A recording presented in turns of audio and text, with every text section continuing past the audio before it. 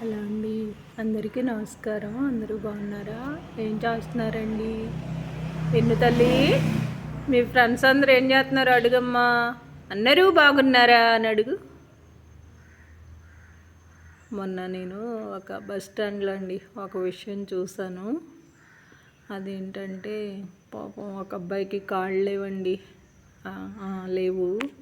అది గోను కట్టేసి కింద పక్క గోను కట్టి పాపం బస్ స్టాండ్లో ఎండలో అటు ఇటు తిరిగి అడుక్కుంటున్నాడండి బాబోయ్. అది చూశానండి. ఇంకా ఈ 3 రోజుల నుంచి నాకు అసలు మనసు బాగాలేదు. ఏంటి దేవుడా, పాపం మనిషికి ఒక కష్టం, కుటుంబానికి ఒక గాల. నాకు తెలుసండి, ఒక 100 మందిలో ఎంతోమంది కానీ హ్యాపీగా ఉండడం, డబ్బు పరంగా లోటు లేకుండా ఉండడం జరగదేమో అని నేను అనుకుంటున్నాను. మనం అనుకుంటామండి వాళ్ళకి ఇంట్లో డబ్బు ఉంది, బాగున్నారు, అది ఇదని. కానీ ఎంత చెట్టుకి అంతే గాలి అన్నట్టండి, ఎవరికి ఉండే బాధలు వాళ్ళకే ఉంటాయని నాకు అనిపిస్తుంది. ఎందుకంటే నేను కూడా ఆరోగ్యపరంగా చాలా ఇబ్బందులు పడతానే ఉన్నానండి. ఇంకా మన ఇన్ను తల్లి వచ్చాకే కొంచెం నేను మెరుగ్గా ఉన్నానని చెప్పుకోవాలి.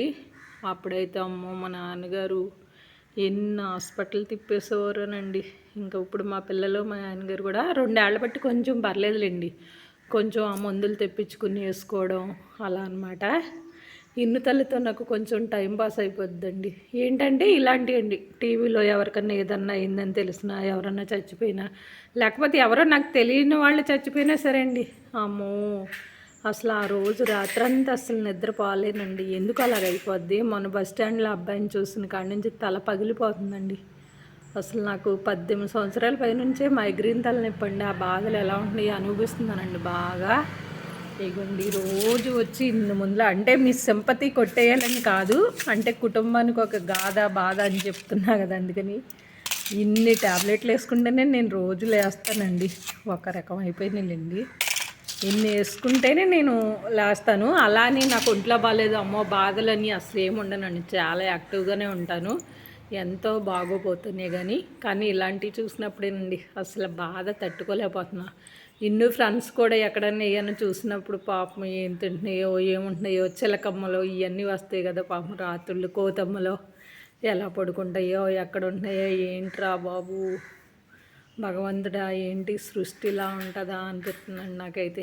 ఇంకా అదొక బాధ అనేది తట్టుకోలేనంత ఉంటుందండి. ఇక అసలుకి ఎంత బాధ అంటే చెప్పలేను. మా ఇన్ను తల్లి నాకు దొరికింది కాబట్టి, అంటే నాకు నేను గొప్పలు చెప్పుకోకూడదు కానండి, చాలామంది పెంచుతున్నారు చాలా ప్రేమగా, నాకన్నా ఎక్కువ ఇష్టంగా, ప్రేమగా, ఆప్యాయతగా చాలా బాగా పెంచేవాళ్ళు ఉన్నారు. కానీ మనకి ఊళ్ళో తిరిగే వాటిల్లు పరిస్థితి ఏంటండి పాపం.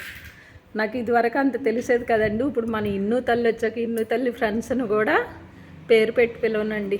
ఇంకా నాకు ఇప్పుడు బాగా అలవాటైంది.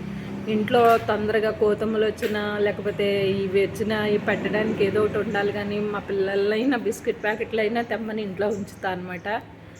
ఇన్ను ఫ్రెండ్స్ కనిపించినా పిలిచి పెడతా ఉంటా పాపం. నిజంగానండి, జీవితాలు ఇలా ఉంటాయి. కానీ కొంతమంది జనాలు ఉంటున్నారండి, అసలు మనుషుల్ని ఎలా చూస్తున్నారో అలా చూస్తున్నారు. అంటే నా వరకు అని కాదు, అందరూ అని కాదు, కొంతమంది. ఎవరి ఇది కాళ్ళని వదిలేద్దామండి, ఏం చేస్తాం. అంటే వాళ్ళ పరిస్థితులు బాగున్నాయి కాబట్టి అలా ఉంటారేమో అని నేను అనుకుంటాను.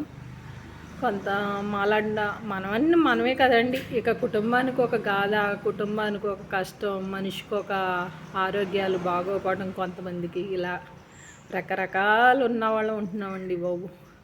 కానీ మనం పట్టుకుపోయేది ఏమీ లేదండి, ఏమీ లేదు నాకు తెలిసి. నేనైతే ఫస్ట్ నుంచి ఇది ఒకటే మనసులో ఉంటుందండి నాకు ఎప్పుడు. నేను ఇదివరకు ఏం చేసేదాన్ని అంటే, ఎవరన్నా మాట్లాడించకపోయినా వెళ్ళి పలకరించేదాన్ని. ఒక 2-3 ఏళ్ళు బట్టి కొంతమంది జనాన్ని చూస్తున్నానండి, వాళ్ళు పెద్ద టెక్కుగా ఉంటారు. అప్పుడు అనిపిస్తుందండి, ఏంటి వాళ్ళు మాట్లాడించినప్పుడు మనం ఎందుకు మాట్లాడించాలి, వదిలేద్దాం అంతే. వాళ్ళు మాట్లాడితే మనం మాట్లాడదాం, మనం మాట్లాడితే వాళ్ళు మాట్లాడతారు అనుకుంటానండి, అంతే. ఇదివరకట్లాగా నేను కూడా కొంతమందిని చూసి నేర్చుకుంటున్నానండి. నేర్చుకోకూడదు, తప్పు కదా అనుకోవచ్చు, తప్పే. కానీ వాళ్ళని బట్టి మనం ఉండాలి కదండి. వాళ్ళకి జరిగినప్పుడు మనకే జరగదండి ఎవరమైనా. అందరం మనం పట్టుకుపోయేదైతే ఏమీ లేదండి. నేనైతే ఎప్పుడు అంతే. అసలు ఏముంది ఇందులో, జీవితం అంటే ఏంటి, అంత మాయ కదండి. మాయ భ్రమలో బతుకుతున్నాం అంతే. ఉన్నంతసేపు నాది మీది అలా అనుకోవడం సహజం అనుకోండి, కానీ మనుషుల్ని చాలామంది ఏదో వాళ్ళకి ఏదో ఉన్నట్టు, యువతల వాళ్ళకి ఏదో లేనట్టు. మనుషులంటే పాపం అందరూ సమానమే కాదండి. ఉన్నవాళ్ళం ఉన్నట్టు తింటాం, లేని వాళ్ళం లేనట్టు తింటాం. ఇప్పుడు మేము ఉన్నాం చెప్తున్నా, ఏదో మిడిల్ క్లాస్ దేవుడు ఇచ్చిన కాడికి ఎంతో కొంత బాగానే ఉందనుకోవాలి. అలాగా దేవుడు ఎంత ఇస్తే అంతే రుణం అనుకుని సరిపెట్టుకుని బ్రతుకుతామండి. కానీ కొంతమంది ఉంటున్నారండి బాబోయ్, ఇంకేమీ అనలేములేండి. ఎవరిని అంటాక మనం సరిపోము. ఎవరిని అని నేను పేరు పెట్టి అనట్లేదండి, కొంతమంది మనుషుల ప్రవర్తన అంటున్నా అంతే. నేనైతే ఇలానే ఉంటానండి ఎప్పుడు మనం ఏమి పట్టుకుపోయేదైతే ఏమీ లేదండి. ఇంత సిల్లు గవ కూడా మనతో రాదు. ఉన్నంతసేపు మంచి చెడు ప్రేమ ఆప్యాయతలని నా ఒక్క నేనైతే అంతే అదే పద్ధతిలోనే ఉంటాను. ఎప్పుడు చిన్నవాళ్ళ నుంచి పెద్దవాళ్ళ దాకా ఒకటే పలకరిస్తా. ఒక ఆవిడ అందులో నేను ఏంటంటే పెద్దవాళ్ళనైనా చిన్నవాళ్ళనైనా అస్సలు పేరు పెట్టి పిలవనండి. ఏదో ఒక వరుస పెట్టి ఎవరైనా సరే, వాళ్ళు ఎవరైనా సరే పిలుస్తాను. నువ్వు వరుసలు బాగానే కలుపుతావులే అంటుందండి ఒక పెద్దవాడు. ఏళ్ళకి మళ్ళీ ఏరా ఏమే గేమే అని మరి ఎలా పిలుస్తారు, వాళ్ళు పిలుస్తారండి. నేను పిలవలేను, ఎందుకంటే నేను చిన్నప్పటి నుంచి మనుషుల్ని, మా నాన్నగారు అయినా అంతేనండి, మేము మనుషుల్ని బాగా అభిమానిస్తాం, గౌరవిస్తాం. మాకు మనిషి అంటే విలువ తెలుసు కాబట్టి మేము ఒకేలా ఉంటామండి.